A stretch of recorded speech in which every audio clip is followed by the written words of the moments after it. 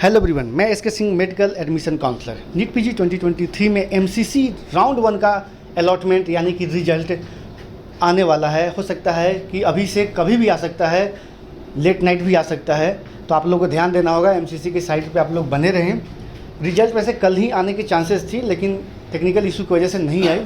तो जब भी रिजल्ट आता है, अलॉटमेंट लेटर आपको आता है, तो आपको क्या क्या चीज़ों को फेस करना होगा, किस तरीके से आपको एडमिशन प्रोसेस होगा, डॉक्यूमेंट रिक्वायर्ड किस तरीके से की जाएंगी, या फिर अगर आपके स्टेट में सीट मिल जाता है, ऑल इंडिया में भी सीट मिला और स्टेट में भी सीट मिला, तो क्या करना होगा। यदि आपको सीटें नहीं अलॉट हुई तो आपको राउंड 2 के लिए क्या करना होगा, और यदि आपने राउंड 1 में सीट मिला, रिपोर्ट कर लेते हैं, फुल्ली सेटिस्फाई हैं, तो क्या करना होगा। यदि आपको अपग्रेड करना होगा राउंड 2 में तो क्या करना होगा। इन तमाम जानकारी को देने वाला हूं।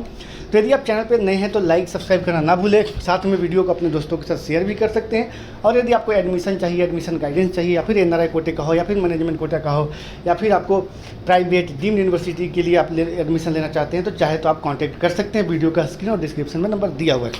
अब हम बात करते हैं, जैसे ही आपको रिजल्ट आती है, रिजल्ट आएंगे तो आप अलॉटमेंट लेटर डाउनलोड करेंगे।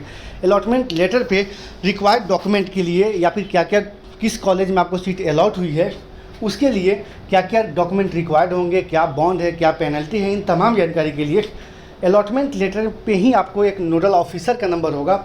उस नोडल ऑफिसर से आप कांटेक्ट कर सकते हैं। वो आपको तमाम जानकारी उस कॉलेज के बारे में देंगे कि कितने फ़ी पे करना है, कितनी कौन कौन से डॉक्यूमेंट आपको रिक्वायर्ड है, कब आपको यहाँ पे आके फिजिकली पार्टिसिपेट करना है यानी कि रिपोर्ट करना है। तो वहाँ से आपको सारे डिटेल्स मिल जाएंगे। अब हम बात करते हैं, यदि आपको राउंड 1 में सीट मिल चुकी है ऑल इंडिया कोटे की, और आप उस सीट से फुली सेटिस्फाई हैं और उस सीट को आप सिक्योर करना चाहते हैं, फाइनल करना चाहते हैं, तो चाहे तो उस सीट को रिपोर्ट करने के बाद विलिंगनेस सबमिट नहीं करना है। नहीं करेंगे तो वो सीट आपका फाइनल होगा। बाकी राउंड में आप काउंसलिंग नहीं कर सकते हैं, या फिर ऑल इंडिया का हो या फिर स्टेट का हो। लेकिन आपको अगर सीट मिला और उस सीट से आप सेटिस्फाई नहीं है, तो आप चाहे तो उस सीट को रिपोर्ट करें या फिर ज्वाइन करके आप राउंड 2 में अपग्रेड कर सकते हैं। अपग्रेड करने के लिए आपको सीट को रिपोर्ट करना होगा, सारे डॉक्यूमेंटेशन करना होगा। इसके बाद आपको विलिंगनेस भी सबमिट करना होगा कि मैं राउंड 2 में अपग्रेड करूंगा। जब आपने अपग्रेडेशन के लिए आपने सबमिट किया तो आप राउंड 2 में सिर्फ चॉइस फिलिंग करना है और बाकी कुछ नहीं करना है।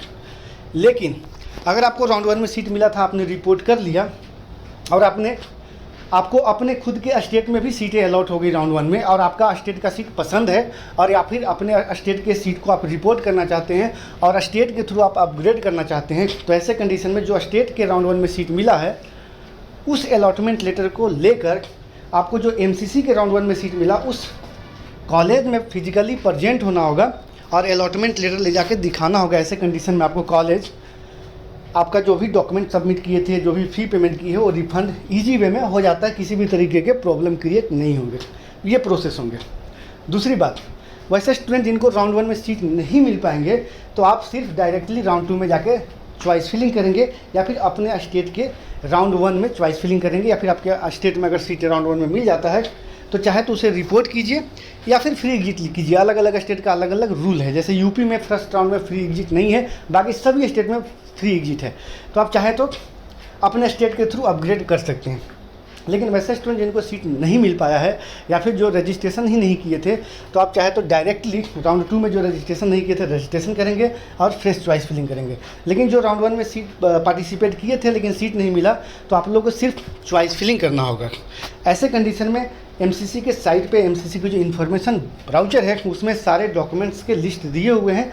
आप लोग सभी को मालूम ही हो गया होगा कि क्या क्या डॉक्यूमेंट रिक्वायर्ड हैं। वो सारे डॉक्यूमेंट को अरेंज करना होगा, और इन डॉक्यूमेंट के साथ ही आपको फिजिकली जो अलॉटेड कॉलेज है उसमें जाके आपको कॉलेज को रिपोर्ट करना होगा। लेकिन वैसे स्टूडेंट जिनको सीट मिली और सीट से सेटिस्फाई नहीं है और आप रिपोर्ट करना नहीं चाहते हैं, फ्री एग्जिट चाहते हैं, तो आपको कुछ नहीं करना है।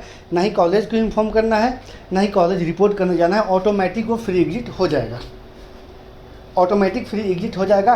क्योंकि जब तक आप कॉलेज को रिपोर्ट ही नहीं करेंगे तब तक वो सीट आपका कंफर्म नहीं होगा। जब कंफर्म ही नहीं हुआ यानी कि आपने फ्री एग्जिट ले लिया। ध्यान देना होगा यहाँ पे। तो रिजल्ट कुछ ही देरों में आने वाला है। हो सकता है कि अभी से लेकर कभी भी आ सकता है, लेट नाइट तक आ सकता है, लेकिन आज 100% आपका रिजल्ट आएंगे। और कल से आप अपना अलॉटमेंट लेटर डाउनलोड करेंगे एमसीसी की साइट से।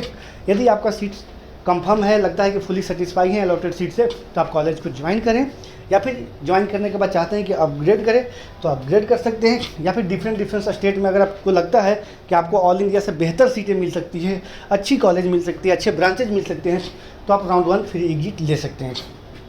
तो बहुत सारे स्टूडेंट का लगातार क्वेश्चन था कि सर रिजल्ट कब आएगा, अलॉटमेंट लेटर मिलेगा तो हमें किस तरीके से रिपोर्ट करने जाना है।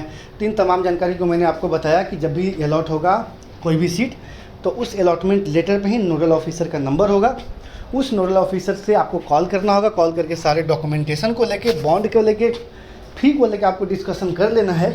करने के बाद सारी चीज़ों को अरेंज करने के बाद आपको फिजिकली कॉलेज प्रजेंट होना होगा और वहाँ पर रिपोर्ट करना होगा। तो ये आपको ध्यान देना होगा। बाकी जैसे ही रिजल्ट आता है तो मैं आपको सारे इन्फॉर्मेशन दे दूंगा कि रिजल्ट आया तो कट ऑफ क्या रहा, क्या पॉजिटिव शिफ्ट गए हैं, क्या नेगेटिव शिफ्ट गए हैं, किस स्कोर पे कौन कौन से ब्रांच है जो क्लोज हो चुके हैं गवर्नमेंट में या डीम्ड में या फिर प्राइवेट कॉलेज या फिर डीएनबी में। इन तमाम जानकारी को मैं आप लोगों को दे दूंगा।